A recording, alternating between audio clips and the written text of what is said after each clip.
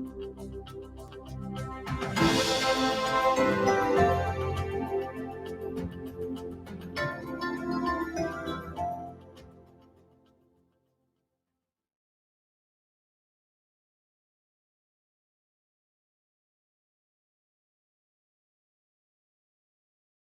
were able to explore some of the platforms that are available to you on the Great Air Meet. We had a look and saw quite a few people in the Fluid Lounge, and I'm sure some of you also looked at the tables where you can meet each other, as well as the booths where specific spending reviews are available for more investigation. I am delighted to have a panel with me. Renette said it's hard being an HOD. I think it's very hard being an HOD, and senior government official. So we have, if you can just use the emojis and pre-applaud the panel for doing what they do. And let me introduce them, and we're going to go geographically, because I don't want any problems on the panel. We're going to start in the Eastern Cape. On my immediate left is Mr. Daluhlanga Majeke. He's the HOD from the Eastern Cape. He is a child of Kumbu. So we are thrilled to have you. And if the camera can see his socks, he's wearing incredible socks. They are Eastern Cape aligned. So he is living the brand and loyal to the brand. Dalu, there's a lot I can say about you. You were the CFO of the National Treasury. You have been a champion for many government reforms and financial reforms. And we're delighted to have you on this panel. Thank you very much. On Dalu's left, we have someone from National Treasury, which is now in the middle of the country in Pretoria. Ogalaletseng Gaarekwe. I hope I have not butchered your name. I did butcher. I'm so sorry. You'll correct me in a moment. But I think one of the main things that I can say about Ogali is that she is left-handed like me. And this is indeed a wonderful talent that you've got from birth. Apart from that, Ogali is the Chief Director. She is in charge of Provincial Budget Analysis in the IGR Division of National Treasury. So she sits at the interface of national and provinces. So in many ways, Ogali, it's appropriate that you're sitting in between the two HODs, because it must feel like that a lot of the time when you try and mediate what they demand in terms of how we split the budget and in matters of policy as well. So you're most welcome, Ogali. To the left of Ogali and going north, we are going to Limpopo. So let me warmly introduce Mr. Gavin Pratt, who is the HOD of Limpopo Treasury. He has a wonderful career. You matriculated at Capricorn in Polokwane, and then you went to UCT. So it must have been quite a change from not seeing a lot of water to seeing a lot of water. But you are a chartered accountant, and you have a lot of experience in the area of public finance, accounting. You also were CFO in the province, and you've been the HOD for a number of years. And I love your bio because you also include a little bit about your family. So you're most welcome, Gavin. Thank you very much. We'll also be joined a little bit later by Mr. David Savage, who is currently in an MTBPS meeting. And when he joins us, I will introduce him. But we're going full circle back to the Western Cape with his input. So I'm not using protocol. So I'm using first names. I hope that's all right. Yes. Well, you've got no choice. Yes, because okay. And you guys did it the coalface of policy implementation. I'm sure you get lots of heat around what's going wrong, and very little praise about what's going right. But I thought we could just get going with an opening statement from each of you around what do you think the key challenges are at the moment regarding policy implementation. Please don't tell me there's not enough money, because that we know. But apart from that, what would you say are the main challenges affecting our policy implementation? And let me start, we'll start with you, Dalu, then Ogali, and then Gavin. No, thanks, Jeremy. I think greeting to my panelists, which are with me, and to the audience, which is there, which is online. Yeah, first of all, let me say, I think we have great policies in South Africa. I say laughingly sometimes to other people, I think we may not do anything else differently from a policy point of view and just implement what we already have, because they are great policies. Having, of course, possibly as part of my master's into it, and also as part of some of the benchmarks which we go through, for example, lately Germany into it, what I've got to realize into it, do a comparison of the policies which they have and what we have. They're more or less on par. Some were even better. In some, they've even copied on us into it.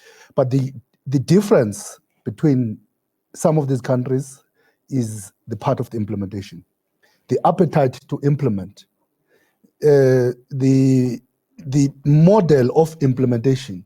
And one could say then the issue of the leadership comes into how we make a decision, we implement the decision, whether people like it or they don't like it.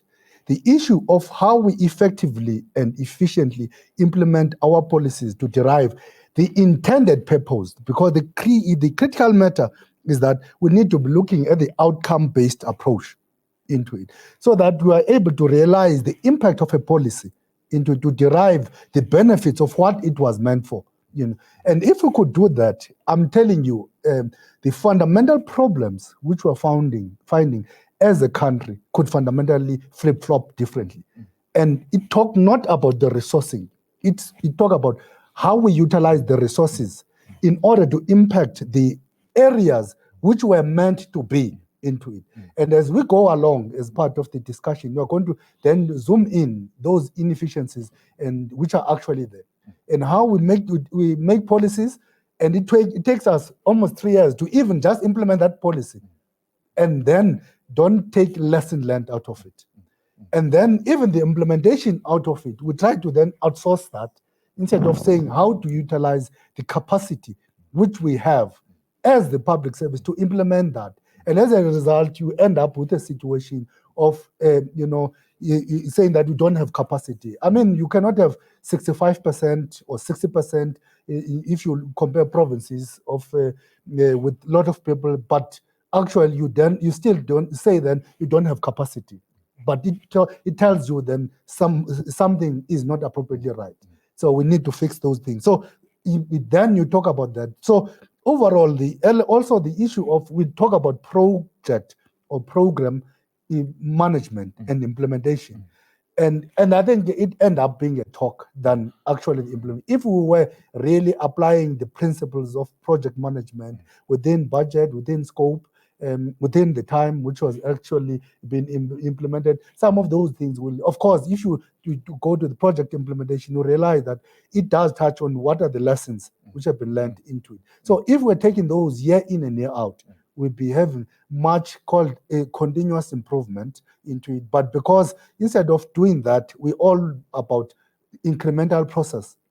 Instead of saying, how do we then review the processes? I think if we could do that, it will provide certainty and into our approach of implementation. I like what you're saying, Dalu, around the term an appetite for implementation, because it assumes actually that we have things to implement. We have the resources aren't often the problem.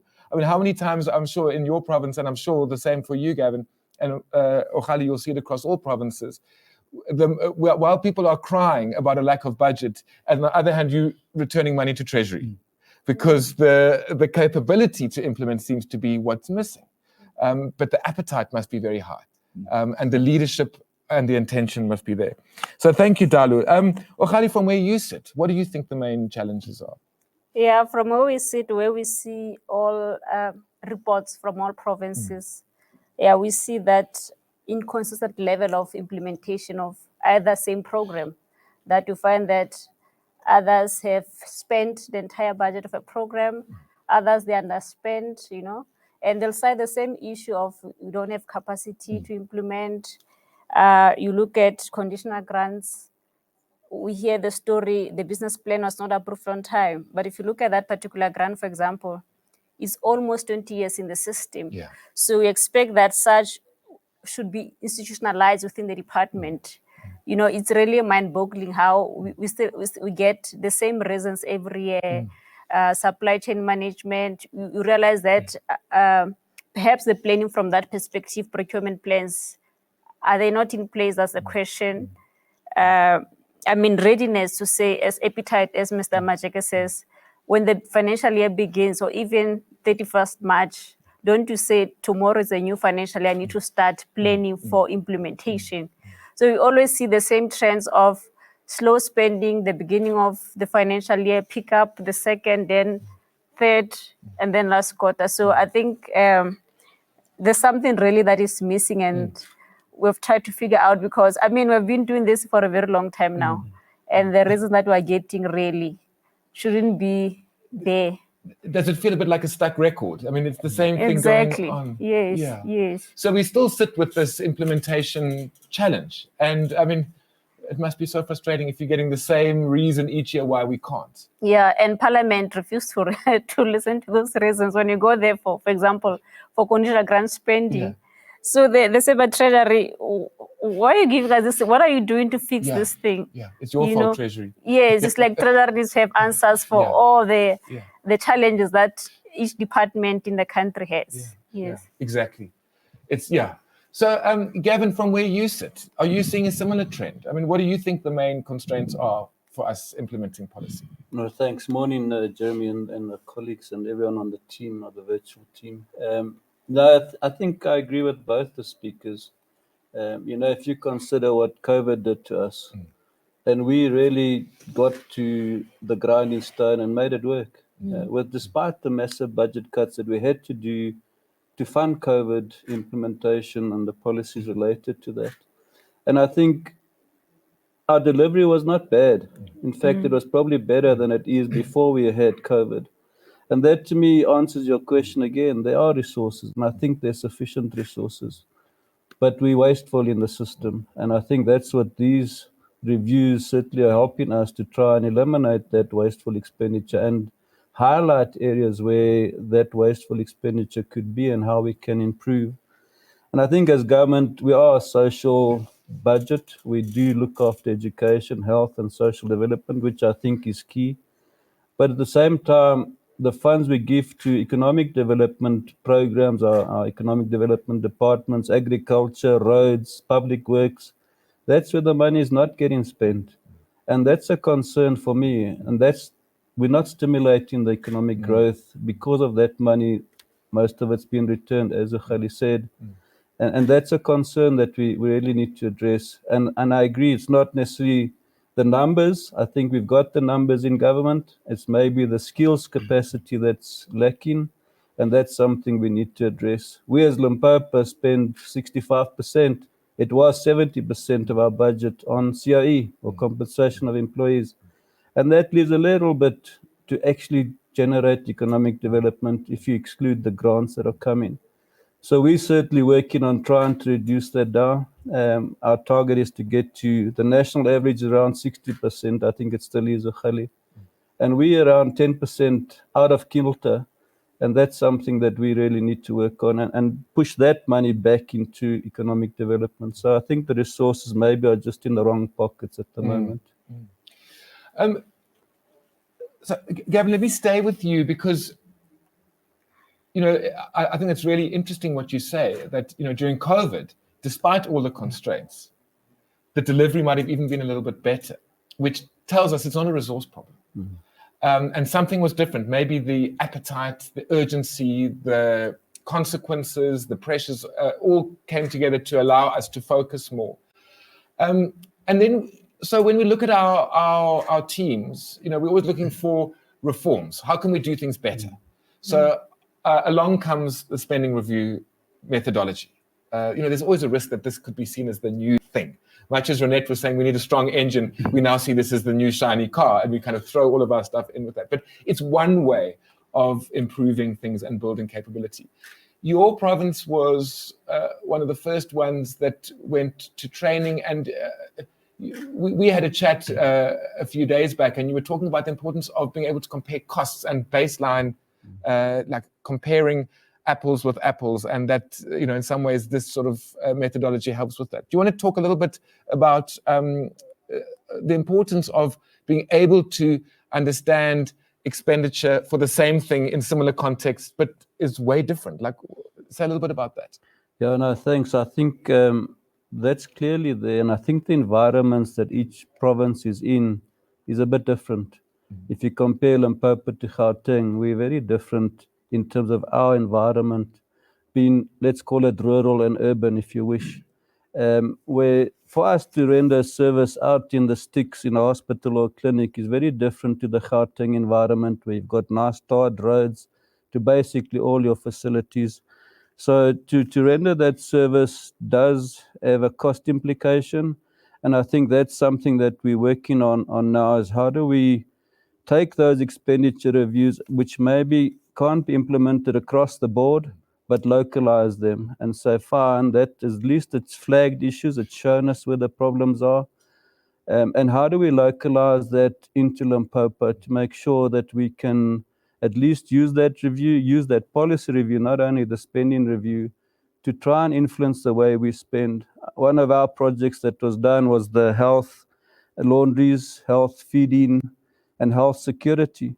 And again, when you look at the analysis, some places it's better to outsource your feeding. In small hospitals, it's better to insource. So you got to look at those where we don't have necessarily the massive hospitals that Gauteng would have, but we do have some, I'm going to refer to as urban hospitals, and some that are rural hospitals. And we got to differentiate between those two. We can't just say implement an outsourcing policy to all our hospitals. So I think to localize that into your province is essential, but certainly the identification issues are still there that we need to really consider going forward. I love how you differentiate. You know, there are different costs in urban and rural and between provinces, and still there are some sort of universal rules as well, because you can compare within rural to rural and see, well, where can we get a little bit better value for money? Ogali, the efficiency of how we allocate these budgets, notwithstanding what Gavin's just said about being like really contextually clear, and I also loved what he said about, you know, insourcing works in some areas and outsourcing works in other areas. Just not a spoiler alert, but we're going to be having a debate about this on tomorrow's program, which will be really interesting to pick up some of these points, Gavin. But Ogali, from where you sit, is there something we could do better in terms of the efficiency of allocating public money? Yeah, I think this issue of obviously zero-based budgeting is a difficult one, as much as government and across the world, most of the time is used by the private sector. But I think in some instances, we ought to pause and just try and zoom into a program and see, really is the incremental budgeting the best way of doing it? But obviously, there are certain things you need to take into account. For example, personnel cost, obviously, that one is a separate matter. But the manner in which a program is implemented ought to be looked at, you know, and find a way of whether we can be efficient in the manner that budgets are implemented. But obviously, generally, departments just want more money. So it's not an easy thing. But I think what also they could help is when such spending reviews have been completed, I mean, a number of them has been completed for, I mean, national, provincial departments. If they implement such, I mean, it's a start. We know that it won't give them big monies. Like Mr. Pratt said, I mean, the issues around security, how you implement security within facilities, laundry, and others. And I mean, also we have done I think the fleet one, the government-owned fleet, and it showed that there's billions of friends across the provinces that are sitting there, whether it's even office accommodation, such, I mean, I've spoken about it to say we should pay above market rates. So I think really that needs to really to be looked at and say, is it okay to continue to give public works more money to pay this rental, this amount above market rates, or we need to look at that budget and say, as a way of, I mean, there need to be carrot and stick, you know, to say, public works, if you do this, maybe we'll incentivize you in some way, you know, to do this work of maybe how you found office accommodation for the entire province or so. So I think there's a whole lot that can be done. Obviously, it will be not a lot of big monies, But I think, as in Afrikaans say, biki biki maak meer. So I think it should add to something. I really like what you're saying. Biki biki maak meer. Yeah. Little makes more. Hey, I mean, that's what it means. And in some ways, this is what the spending review methodology is telling us, is that here's an instrument or an approach you can use, which puts the spotlight on expenditure in a certain area. Make sure you understand why you're spending in that area. What are some other costs in other places for the same service? It shines the light if you're paying 3 times as much for a bottle of water in the public service as you do in the shop down the road. Something's wrong. And you get these disciplines and approaches of methodology into the budgeting system, which can grow and ripple from there. So the fact that it might be small now doesn't mean it can't have a huge impact later. So biki biki maak meer. I think this, you might even be giving us a little strapline for the conference. Dalu, you are heading up the Eastern Cape Treasury, and your team has done a number of spending reviews. And I would like to hear a little bit more from your point of view, sort of 2 areas. So you would have got feedback from some of your team around the training courses that they've been on. And you also want to see a return on that investment, because you are investing in your staff and they're taking time out to go to the training, and they're looking at experimenting with the method. So can you tell us a little bit about your experience as the province with the spending review as an instrument and the training that Papers provided? Thanks, Jeremy. First of all, I think the spending review, it's one of the greatest instruments, especially from a country's perspective, if you consider from a resources constraint point of view, because you've seen that I think generally there's been some constraint into it, more borrowings which are coming. So we need to manage the fiscal framework into that. And you look through their education and health, which are big guzzlers in terms of from a resourcing point of view. Education in our province makes about 44%. Going to about 45%, depending which year you're looking into. And health, it's about 31% into it. So if you've got these 2 and element of efficiencies, you find it not appropriate, then you need to kind of zoom in. What is the fundamental in? Because now we got to realize it's not about a policy issue. It's all about things which are getting implemented there. I mean, when we're looking through, for a typical example, learner teacher support material element, when we're zooming through into some of those things, because there's been some crises which have happening into. So, but got to realize that there is a self-made crisis into that crisis. It's either it benefits certain institutions or certain benefit, but ultimately the biggest loser is actually the learners into it, because we kind of scramble around as if the resource it is the challenge.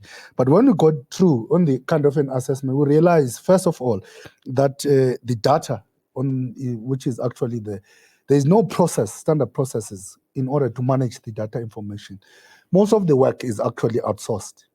And you realize then the interface between what is outsourced and the staff which is there is kind of missing. So you could say then that it's more learner teacher support material, despite being a greatest policy into it, is being done by a service provider.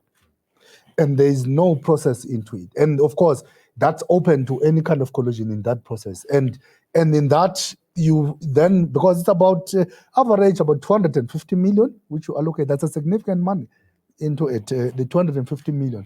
And we get to realize then also within that, we got crisis of tendering process, which is not done in time. Again, it's a planning issue. And when you go there, you realize then that in procurement plans, it is there. But it's an issue of the execution. It's either in one thing, it's an intentional ploy to create crisis into the system so that we plunge into something, into it. Or in terms of now, it's overall poor leadership. It's some of those things which come into. And the issue of the integration or collaboration at the same time of the learner numbers with the learner teacher support material is something which is amiss. into it. It's more about, budget, it is there and you just procure. And as a result, you find that because in the logistic management process is actually, poor in relation to that, and it's depending on the service provider in order is more than the department driving the process to say what it is. And of course, you find then there are major increases in textbook prices. But now remember, there is what you call it retrieval policy, which is there. So you need to be able to say, you can't have each and every time you add 1% in a budget and everything else. Somehow it must dip because there is a clear retrieval policy. In a certain period of time, textbooks should be there. Learner teacher support material, all the elements should be there into it. And you find that about 4 of the district, had these significant kind of an increases, which is actually the even the others there with the increases, but it's not. And these 4 make out the major districts into the implication. So overall, then you find this kind of process, which is not, and it's not even supported by any ICT kind of, and when you go through to say, give us in terms of now, when did they deliver, and the process just desktop into it, and you'll take it forever, and you'll not get that particular data which you are looking for that particular level. So Dalu, the spending review gives you much more data to compare what's happening and kind of dip into it. Would you say that there's been any action as a result of what you found out in some of these spending reviews? And if not, what are we going back to the opening statements around what's getting in the way of us actually improving the situation? No, yes, thanks, Jeremy. Look, it's critical, of course, the process. You develop the spending reviews, and it must go through the government processes. The clusters, the cabinet, and the EXCO, and get endorsed within. And it should come with implementation modality, which is there. And I think we've done that successfully. Now, what we need to create is the issue of accountability and responsibility to the institution. There are level which now comes to the institution in dealing with it. And now it creates easy line of accountability into it, where now if then head of the, ultimately accounting officer is the responsible for some of those things, that accountability lies there. And if there is a failure in terms of doing the procurement in time, not or doing the tender in time, or the failure in implementation of some of these logistic elements, comes to then overall, it can be an outsourced function into it. It comes to the accounting officer to say, what did you do? And I think those line, because you need to become those line of responsibility, they are kind of now, because of some of these clearly kind of articulated. And it helps us to create those levers of measures, because the issue which becomes critical, what are the critical measures of success which you need to do? And I think what we're working through also is the model of implementation. We got to realize that the department is not even aware what is the cost of warehousing sometimes, what's cost of delivery and everything else which is embedded there. So there is kind of marginal increases which are happening, which are not accounted for. So each and every cent now, we are making sure that accountability is created, because now the cost of a textbook versus the cost of delivery becomes more expensive than the textbook in itself. So we got to say that ultimately, students, the learners, they want textbook. Anything else into it should be part of efficiency, which we need to deal with. And this is where we need to be saying, how do we create that level into it? And we did find some of the levels. So now, those are the things which are part of the implementation. But now, that should be within the umbrella of a model of implementation. So if you don't have a particular model of implementation, and of course backed up with standard operating procedures, then you'll find in a situation that you kind of continuously kind of implement without proper lessons into the process. This is such an important point, I think, around the lessons that we learn, and do we bring them back into the system, or do we keep on turning on the same kind of lamentation? We hear it all the time, and I think particularly like in the learner teacher support material, where you'll hear the service providers blaming government and government blaming the service providers, and it's like watching tennis. It's going to just carry on. And what you're saying is, we shine the light on that, we get clear about what the challenges are, we make some decisions around how we implement, and then make sure you got the modality with parameters of performance around that implementation. So if they go out, you know there's something going on here, something going on there, and that helps to build the improvements. I'm going to invite our audience as well to start putting some questions into the chat if you'd like to ask our panel some specific questions, and we'll keep an eye on that. There's lots of emojis, guys, thumbs ups, as I can see here. So well done for what you're saying so far. Let me come back to you, Gavin. How would you go, I mean, having listened to what Dalu's saying, is this something that you also looking at or would want to look at in terms of getting a more kind of robust methodology on making sure that you have a good idea of what's going on where and why things are different? Maybe you want to respond to some of the points that Dalu made. Yeah, no, thanks. I think we fully support and are probably following the similar route. And you really need that executive council support to make sure this thing will flow. And in our case, for example, the lease of the buildings, we were paying rentals way above market rental. But again, our situation was such that Polokwane is not a big town, and there's only so many buildings that can occupy government. And the landlords know that. So we're price takers, we're not price negotiators. And we then took that to ExCo after the review, and we said, we got to look at how do we become the negotiator, not the price taker.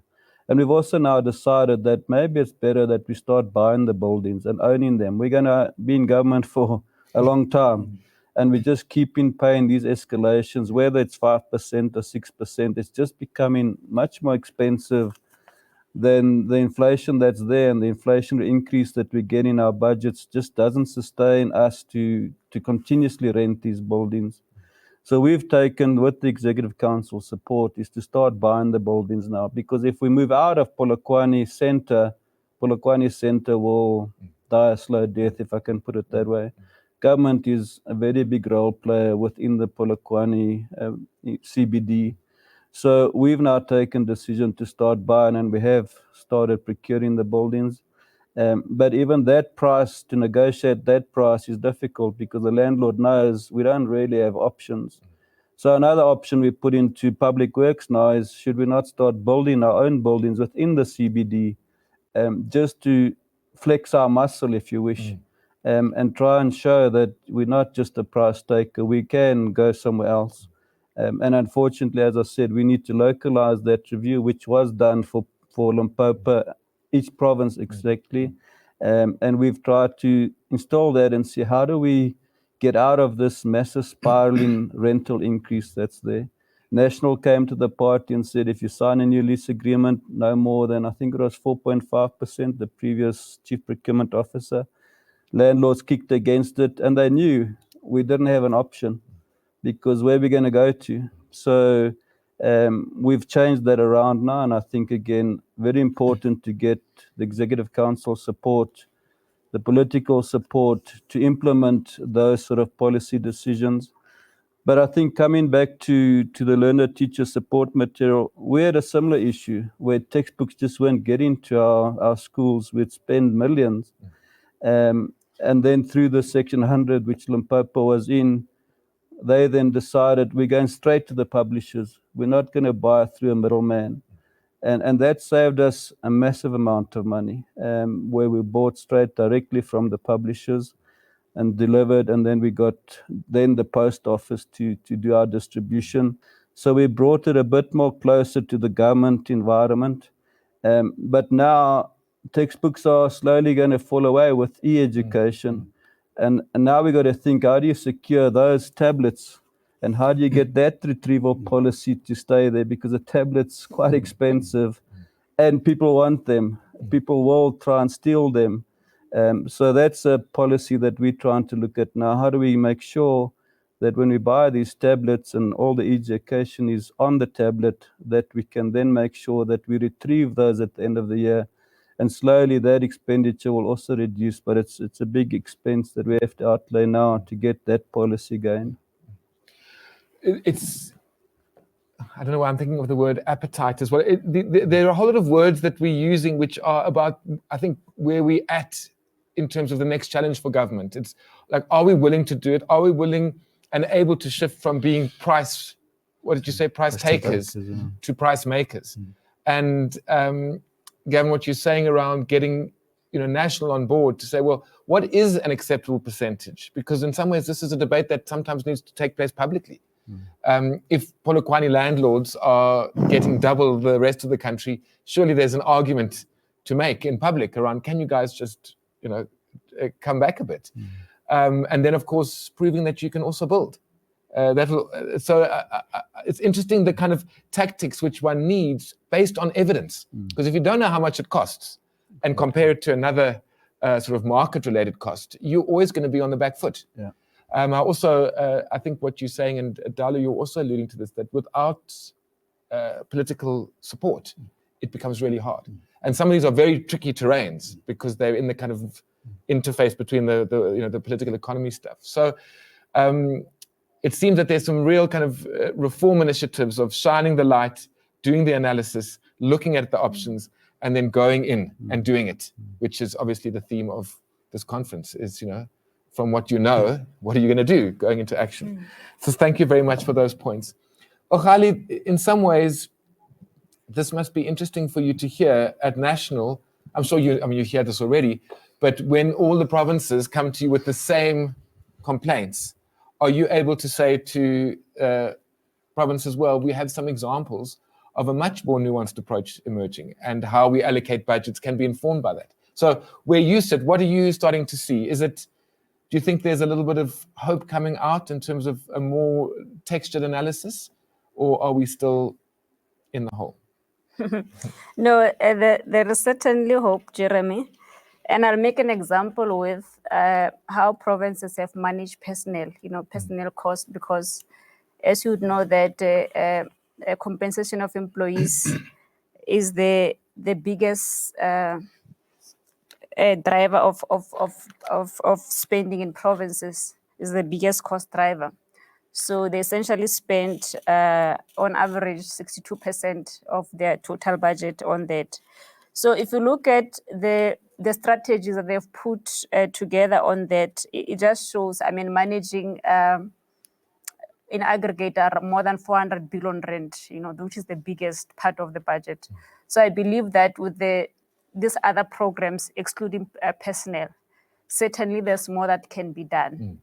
And this LTSM example that HOD Majeke spoke about is an example that, more can be done. Limpopo, they took the accommodation, office accommodation to say what can be done. So I think certainly, because even if you look at personnel management, EXCO was involved to the extent where they said, no, Treasury and Office of the Premier, you two will manage this, departments will submit to you, and then you analyze and you advise in terms of whether we can afford additional people or what. So I think for me, that just shows that there is an opportunity to implement or undertake the same strategy in programs, because that was about the line item in spending, but they can do the same as well for implementation of programs, excluding that. It's particularly around how, efficiencies either within procurement, and ensuring that we've got the right skill every time, because or maybe reskill the current people that are within those particular programs and ensure that at least delivery happens. So I think there is really hope. A light is shining. So, Biki maak meer. Exactly. Thank you, Ogali. So let me just check with the team that you can't see. Do we have any questions on the chat, on the Q&A? Okay.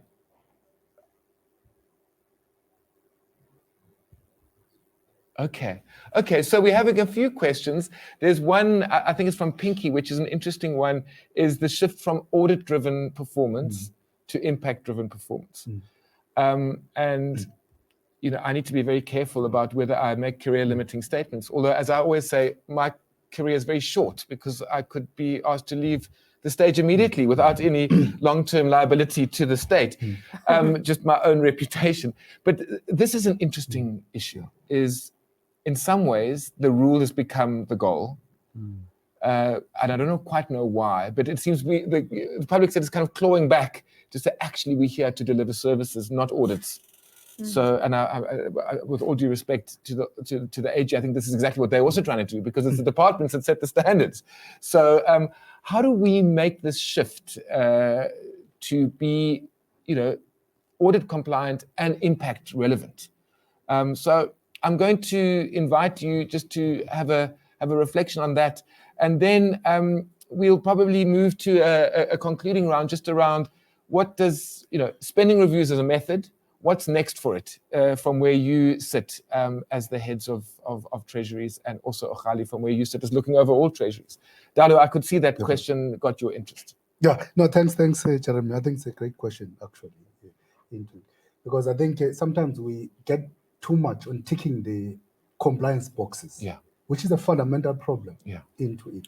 Actually, we should not be, those compliance should be there by then. Of course, I think with time, we should be minimizing that. If you want it, I think there are certain bureaucracies which we need to kind of streamline, like the process into it. But maybe we are trying to deal with issues of in the bigger umbrella of saying corruption, but still continues in certain level, whatever perception it is. But ultimately, the ultimate goal is to make an impact.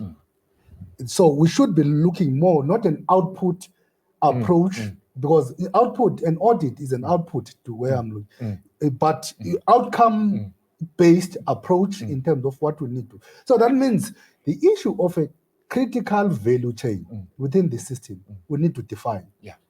From community to actually, ultimately, how you see the community changing.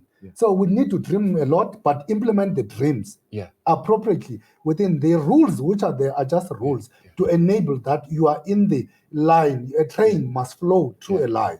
It can't be, if it's a train, if there's no kind of a rail, which is there, it will go all over the show. So rules are meant just to manage into it, but we make rules to determine the output, and sometimes want to determine the outcome. And sometimes we use that as an excuse for not delivering appropriately. So we do have plannings. I can utilize example of the World Cup 2010. I mean, a typical example, Malcolm, fortunately the time was still a CFO at Treasury. We used to fight a lot about everything else which goes into it, but he had a drive. And he was having a clear team of project implementation, which had to be implemented. So when we were engaging, it was clear, and I was comfortable in terms of things which were happening into. And then, but the appetite and the issue of the implementation modality, which was was clear in terms of how project need to be. And you could see the variation in between, and the accountability in streams which are going through. And in that, we were able now to take the gains into it. But now that didn't go through to the system of government. Had we taken the issue of what the 2010 World Cup taught us, because it was not about issue of looking on the audit, it was all about what you want to see. Ultimately, we wanted to see stadiums, you wanted to see a successful World Cup being in place. Anything else is just by the way, because you are doing it appropriately.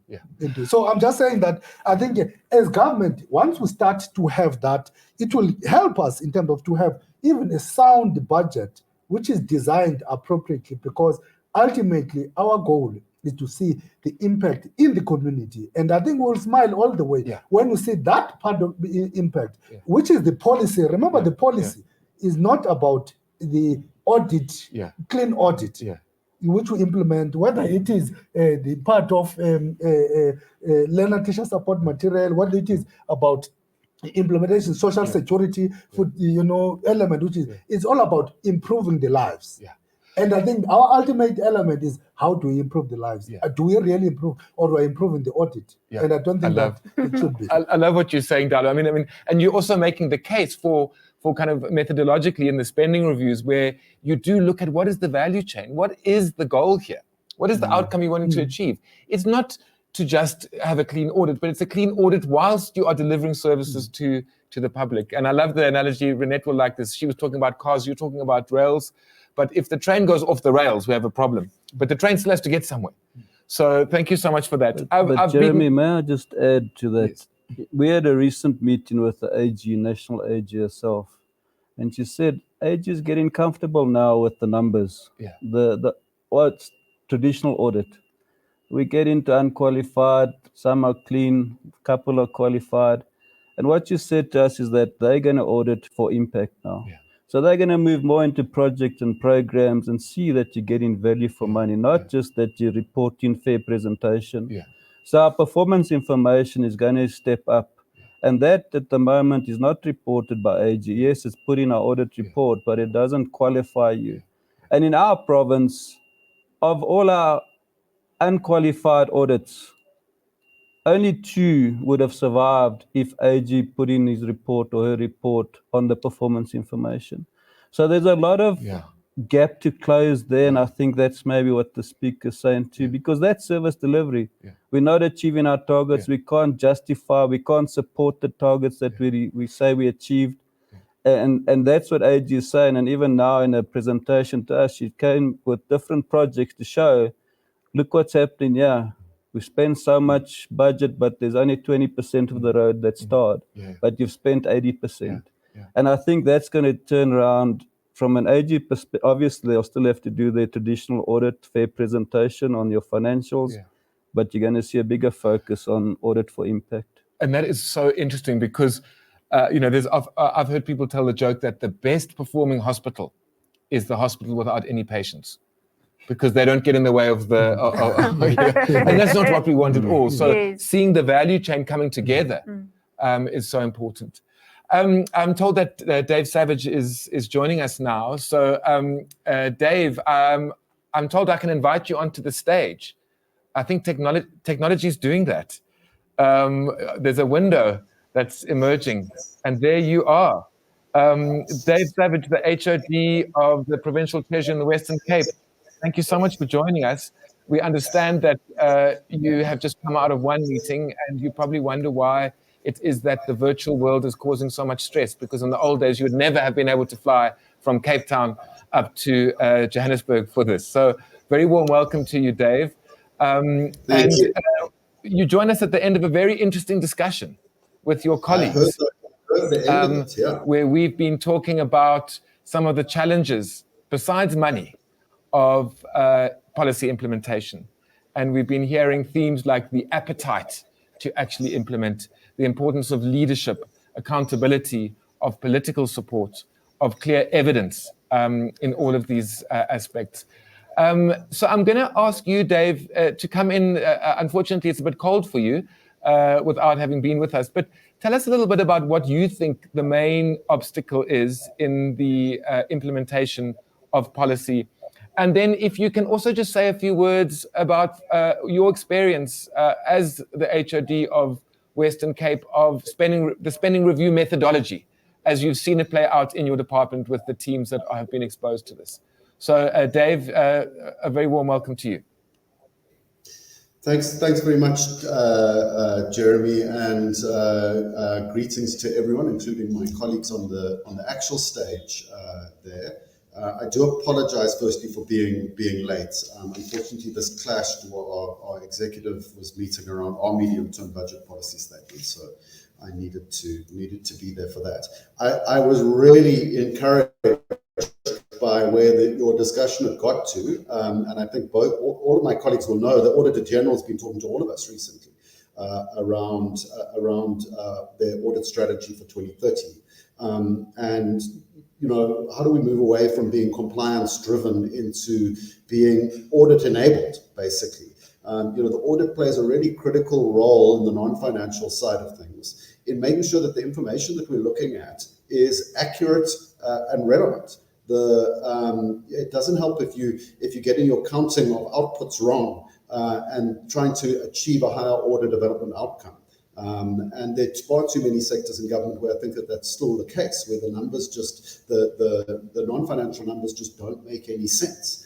and they leave more questions than they provide answers. And I think that there is a role for audit enabling effective oversight in validating numbers and making sure that we've got credible evidence of what's going on in front of us. But I think it's around enabling, not being driven by the audit system. And that is a culture change. It's around how do we unlock value, which I think is where both Dalu and Gavin were going. How do we unlock value of a clean audit to make sure that it actually we're able to have an impact on the lives of citizens, and you've got to be operating with current evidence in order to do that, and far too often we're not. But I think as public servants, we need to change our attitude towards the audit. It's not a policing process; it's an enabling process, and it's part of a broader system of combined assurance to make sure that our systems as a whole are focused on delivering to citizens. You asked me to just reflect quickly, and I don't want to repeat anything on our experience of expenditure reviews, and I would just pick out 3 or 4 things that for me are really critical in our first round of expenditure reviews that we've been doing in Western Cape. The first thing that I've learned is that the scoping of what one is reviewing is really critical. You've got to get your problem selection right.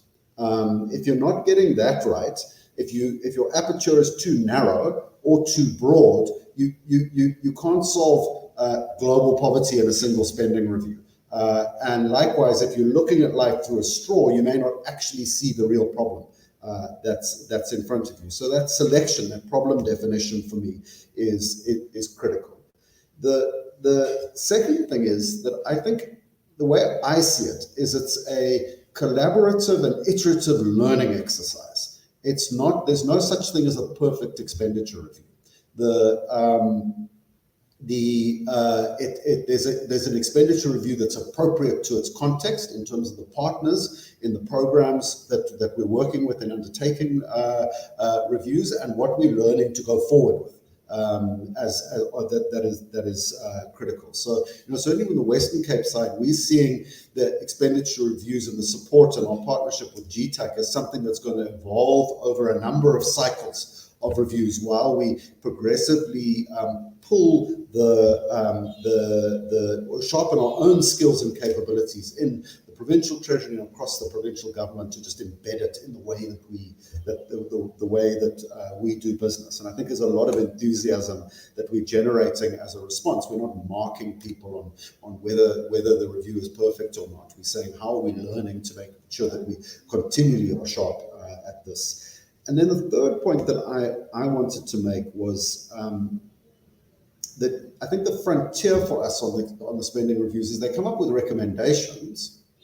What are you going to do with those recommendations? How do you mainstream the treatment of those recommendations into the budget system? Now, in the reviews we've done, my teams who've been in those reviews are already coming back and saying, we're getting a bit frustrated because we've done what we think, we've identified some really important recommendations, but it's far too easy still for the system to dodge those recommendations, to give a sort of bland response or kick for touch somewhere or whatever the case may be, instead of actually mainstreaming the processing of those recommendations into our own core government processes and particularly the budget process. So I think that's a frontier for us in the spending reviews going forward. And I think as we go into our next round of this budget process, we're going to be very much taking that up and really asking for specific discussions on each of the recommendations that come out of the reviews so that real decisions get made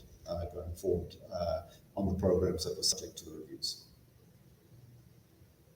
Thanks, Jeremy.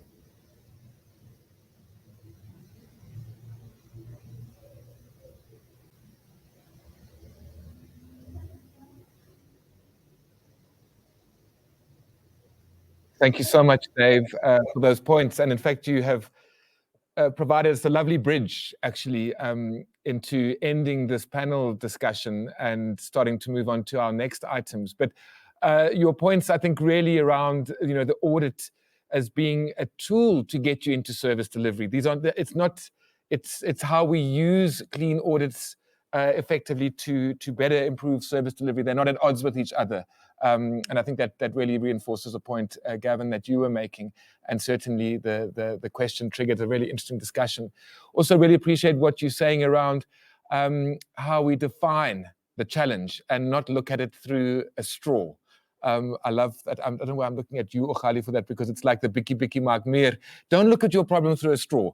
Look at it in the broader sense, because that's what we're actually looking at, Dalu, in the outcome space. We're not just looking at a specific thing. So that's really helpful. And I think the point around you seeing the first round of spending reviews as the beginning of a number of iterations as you sharpen this as an instrument for improvement. It doesn't happen once off. These things are built over a number of cycles. So thank you very much, Dave, from the desk of the HOD in the Western Cape. I know we're running out of time, and I'm going to get into trouble with the producer and our commercial break, which we're not actually going to have, but normally that's what presenters say when they're in this position that I'm sitting in here. But let me ask the panelists here just to make a closing statement around what is next for us as we look at the obstacles of implementing our great policies. So what's next, and is there anything in terms of the spending review methodology? And I'm told we've got about 3 minutes. So if this is your chance to be succinct, it is now. Dalu, let's start with you. No, thanks, Jeremy. I think, of course, this greatest element, as Dave indicated, I think the issue is that how do we continuously implement the spending reviews? If you utilize in Germany, they started in 2015. And since then, I think the Ministry of Finance kind of made it as part of the critical policy of budget determination in the issue of the spending reviews. And I think it will inform a kind of a direction. But again, looking at the issues of efficiencies and effectiveness by looking at continuous improvement into it, and to take these lessons and publicize them wherever necessary into it. But at the same time, I think how do we utilize, ICT in terms of now, in order to enable, because significantly some we could do e-books into it. So, and it will do that at a quarter of what the ranging, which is actually there, but also balance between outsourcing and insourcing in a way into it. So I think those are the issues. So that means there need to be a balance scorecard of some sort, governance, institutionalization of some of these things, leadership, which is and of course capacity and capability in order to kind of implement and create an element of accountability and responsibility for those who are not coming to the party. And I think if we do that, we are starting to becoming a caring government, because anyone else who kind of move away from the rail, we deal with that. Yeah, thanks. Great. Thank you, Dalu. Ogali. I think for us, the big issue is the implementation of those recommendations. As Dave say, mainstreaming the recommendations to the budget. So I think that's a big thing for us, because a number of spending reviews have been done, but we have not seen that implementation as yet. So I think it's a step that provincial departments need really to take as the next step to ensure that they embed those processes in their implementation. Great. Gavin. No, thanks. I think from our side, it's really to maybe revisit some of the other reviews that have been done that didn't necessarily focus on Limpopo, and pick up those learning tools from there and see how we can localize, as I said. And I think really to see how we can use that to ensure that we buy quality products and services that are value for money. And that's really, I think, my part in short. Thanks. Great. Thank you. I don't think we've still got Dave. So if he's not immediately available. Oh, he's there. He's there. Great. Last word from you, Dave. No, I mean, I would completely agree with the points that the other panelists have made. I would add two things. The one is we have to sustain our enthusiasm. We have to sustain our commitment and our energy around the reviews, if it's truly iterative process, because they can be overwhelming.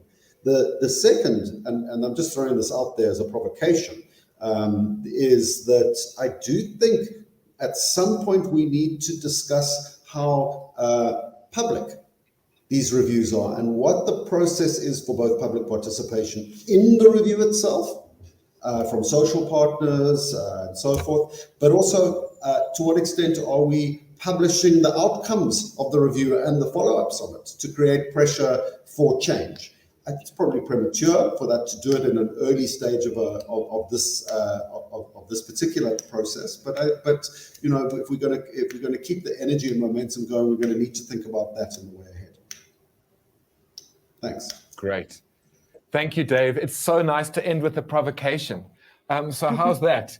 Perhaps getting involved a broader audience in both the method and engagement with some of the findings, because there's nothing like a bit of public pressure to sharpen the instrument. So there we have it. I know there's some good questions in the Q&A, which are a great food for thought. Of course, there's never quite enough time, but I know that the panelists will be interested to look at those Q&As on the platform because it's always available to us. And I think we'll pick up some of those themes as we continue on our journey over this conference over the next 2 days. So I think what's left for me is to really thank our 3 panelists who in person, Daluhlanga and Gavin, and to thank Dave, who's joined us online, to thank all of you in the audience for your engagement. And let's sit with this. We are moving into action. And we are moving out of the comfort of cleverness and reflection and into the compromise and challenges of implementation. So I'm wondering what we'll do this time next year when we invite you back and we see what have we done with what we've known, knowing that we needed to act, mainstreaming these recommendations into the processes of the Treasury, certainly, and government more broadly. And the provocation that sits with us, why don't we start to look as we refine this instrument as opportunities for more engagement from a broader set of actors. So please join me in the emojis of thank yous and clappings, which is all happening here, to our great panelists. Thank you so much. And I look forward to seeing you again soon. Thank you very much. Jeremy. Thank you. Great. So let me just inform you, those of you who are getting your comfort with the platform of AirMeet, we are finishing this session, so you'll be joining the next session. And I'm wondering, let me ask my producer, Fritz, whether we can take a 5-minute break between now and when we start the next session. We can certainly start it, but can we just take 5 minutes for people to 2.5? I'm told it's 2.5 minutes. Take 2.5 minutes to stand up from behind your computers and do a little bit of stretching because you've been sitting for a while. So we'll continue in 2.5. Please join the next session where I will be inviting an official from the Eastern Cape government to talk to us about a very interesting spending review that she has been leading. So thank you all very much. Thank you, panel. We'll see you on the next session. Thank you very much. Thank you. Thank you.